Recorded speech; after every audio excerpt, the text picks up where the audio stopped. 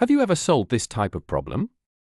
Here I am, the math tutor. Let us solve this together. Initially, we numbered these equations as 1 and 2, and simplified the second equation by applying the formula x squared minus y squared, which equals x plus y into x minus y. In this step, we substitute the value of equation 1 and solve the new equation to obtain the value of the square root of x minus the square root of y, which is equal to 1.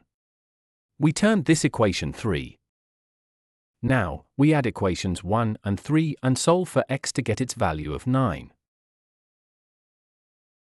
So, with Subaru riding this number in equation 2, we acquired the value of y, which is 4.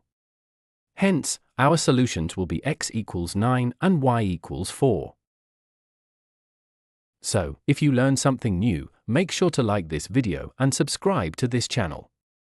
You can also press the bell to never miss out on any future videos. Thank you, and goodbye.